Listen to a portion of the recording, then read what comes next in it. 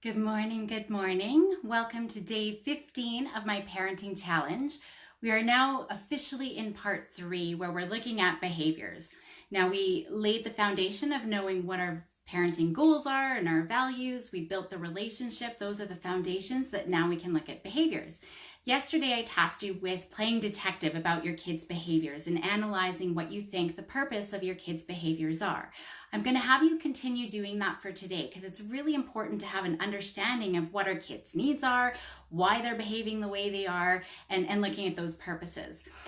So we're going to really go slowly so we can work on that to maximize your success. Once you have a solid understanding of what's going on for your kids and their behaviors, it'll be easier to be able to implement effective strategies to help support them. For today, though, I'm going to answer the number one question parents ask me, because oftentimes I'm giving them proactive strategies, things to work on in advance, how to help manage behaviors before they happen, lots of practice and all of those sorts of things. But then they're always asking me, well, what do I do in the heat of the moment? First, I want to ask you, what do you typically do? Typical parent reactions include yelling, maybe we'll take privileges away, we'll put our kids in timeout. Those are all pretty typical things that we would do. So in addition to analyzing your kids' behaviors, for today I want you to also start recording the typical things that you do in response to your kids' behaviors. On the link, I do have a page where you're going to talk about the workability. So it's not about good or bad, it's about how effective those strategies are for you. How are they working for you in the long term, not just in the short term, because sometimes things are okay in the short term. So on a scale of 1 to 10, so for example, 10 would be I implemented this strategy and the behavior never happened again. And a 1 would be, I tried, and not only did it not stop the behavior actually got worse. So we're going to start looking what actually works. That's the workability. You can record what you already do as a parent, but you can also start including the things that I've introduced in these challenges. That way you can really decide, is this working for me? Because I've got lots of ideas, but it might not work for you and your family and your kids. And we also need to think about just not the workability and whether the behaviors happen. We need to think about, are you meeting your kids' needs? Because most of the time we're responding based on our needs when it comes to behaviors. So for example, if you have a headache, you might get angry at your kids and tell them to be quiet because your need is to not have a headache. Or if you have a low tolerance to screaming or whininess, you might get angry at your kids because your need is to not hear that. So we really need to start looking at whose needs am I meeting here when I'm responding to these behaviors. So just start looking at what you're doing. If you're doing some listening and validating, you can put that on the workability. Is it actually working in the long term? Doing it once isn't going to work. We need to keep practicing.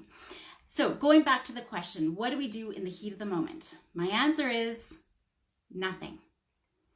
If you've become a master listener and validator, that's great. But I find a lot of times we get caught in the trap of, I feel like I'm being walked over. I feel like I'm letting the behaviors go, right? And so that's when we get into a trap that we feel like we need to teach a lesson. But in the moment, nothing can work, because what happens is when we get upset, when we get angry, the blood rushes out of our thinking, problem solving, making good decisions, keeping our cool brain, and into our motor cortex. So what that means is we are getting ready to either fight or to run away. And all the blood rushes to the motor cortex and then all to our big muscles. So it's really hard for even us as adults to calm down and keep our cool in the heat of the moment. It's definitely hard for our kids because literally this part of their brain to make good decisions and to calm down is offline. So any talking that we do is literally going in one ear and out the other because the brain isn't ready to take it up. So, we really need to remember that point when it comes to our kids. Even if they're just getting a little bit upset, it will be really quick to trigger if all that blood rushes out of their brain. So because our brains are fully developed, we need to be the ones to keep our cool and be able to walk away. So there's no trying, like I said, to teach our kids or to nag or lecture or any of those things, because it's just gonna, get them upset. It's gonna make us upset as well. Emotions are contagious.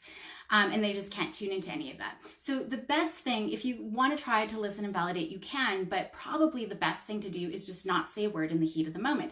You want to create space. So I always use the analogy of a bear.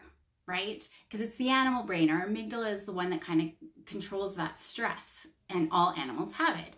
So if you see a mama bear and a baby bear and you're going for a hike, you wouldn't say, oh, it's okay, mama bear, you're safe. We're just going to go up, to the top of that mountain. You and your baby keep eating your blueberries. You're good.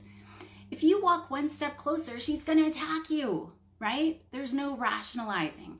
You slowly back away. You create that space to let the bear know that they are safe. So that's kind of what we need to do with our kids, is to create that space. Now we can acknowledge their upset. Hey kiddo, I can see that you're really frustrated. I can see that you are mad at your sister, right?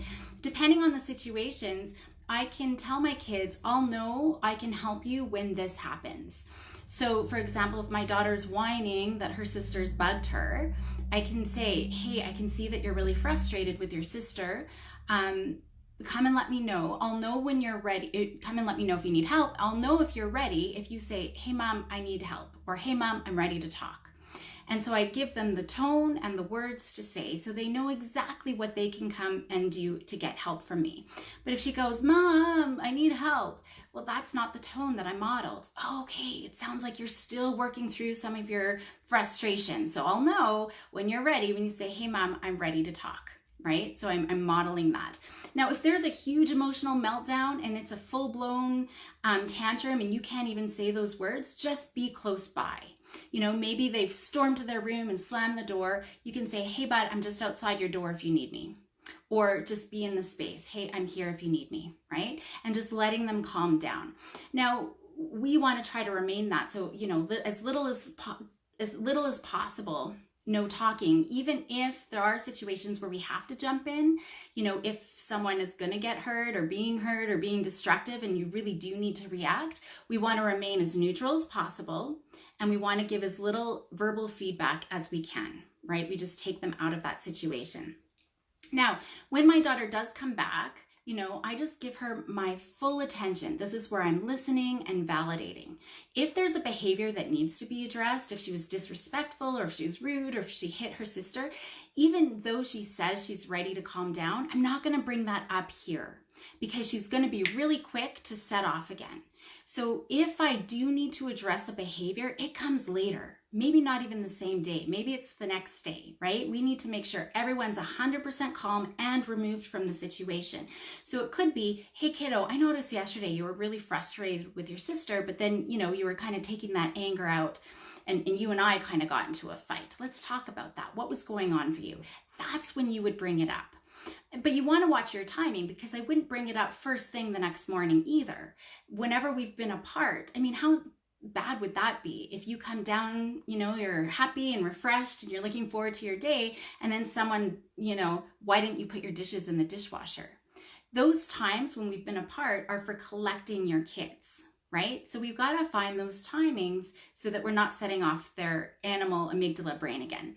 So as you can see, we're starting to pull things together. So we're creating space, we're listening, we're validating, we're collecting our kids at the appropriate times, and then we're working on collaborating and problem solving together. What can we do for next time? And again, we are the ones with the brain capacity to be able to do all of these things. So we need to be helpful in our interactions to show kids how we're supposed to interact, right? And to create that space and to listen. When we create that space, we're also giving ourselves the time to reflect on what's going on for my child and how can I best support my child and meet their needs.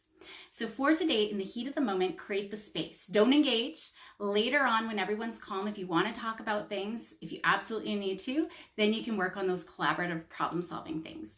So continue analyzing your behaviors, continue creating space, listening, validating, all of those wonderful things. Have a wonderful day. And then tomorrow we'll get into specific strategies around some of those behaviors I mentioned yesterday, around tension seeking and power struggles and those types of things. Talk to you later. Bye-bye.